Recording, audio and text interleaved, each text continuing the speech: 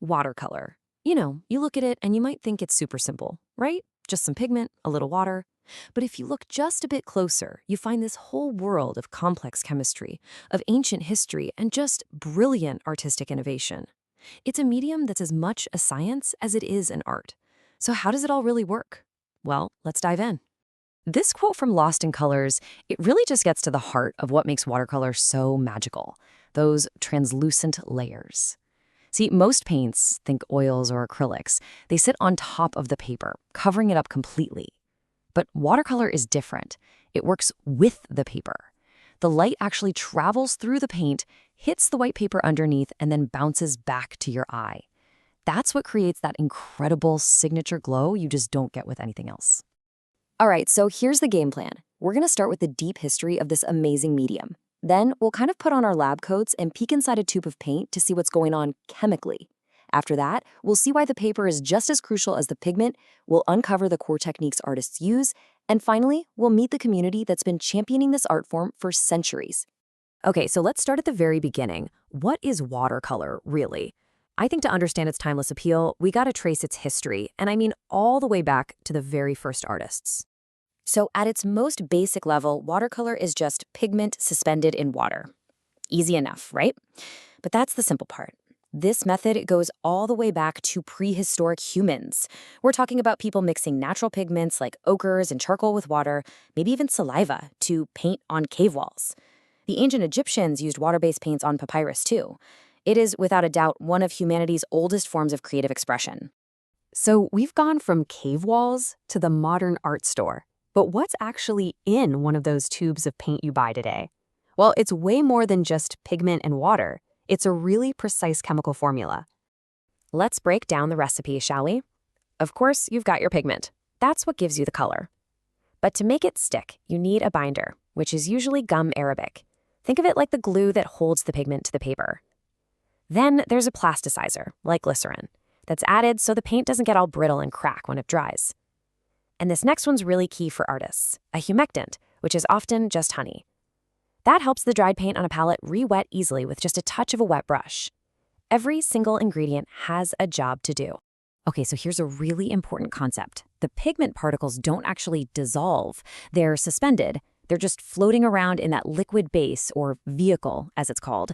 So when you dip your brush in, what you're really doing is scooping up this mix of tiny, solid color particles that are just hanging out in the liquid, ready to go.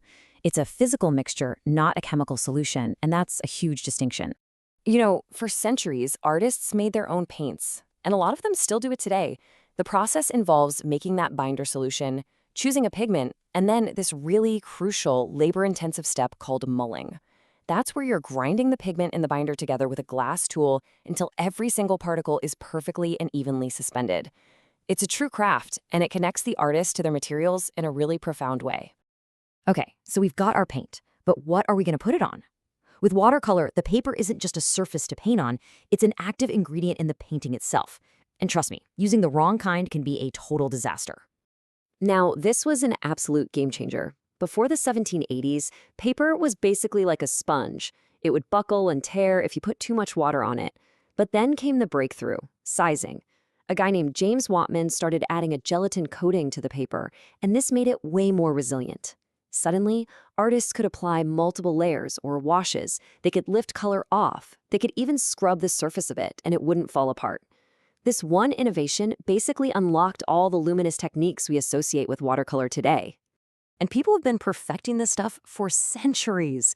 We're talking about a legacy that stretches from papyrus in ancient Egypt to the famous Fabriano paper mill in Italy, which was already up and running in 1264, all the way to the iconic Arches mill in France.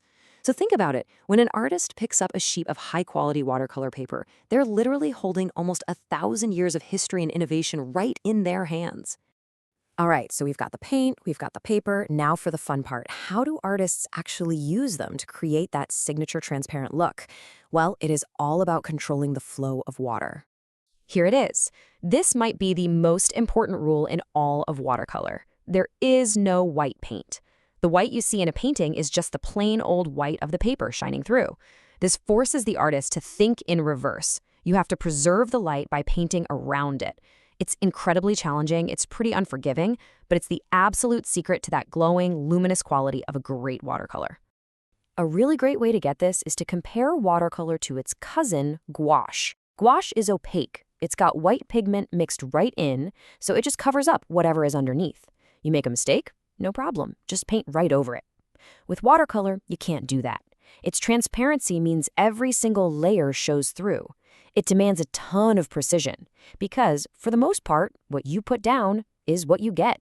So, beyond all the chemistry and techniques, watercolor is also defined by the community of artists who have championed it. And there's this great story about the American Watercolor Society that really shows this.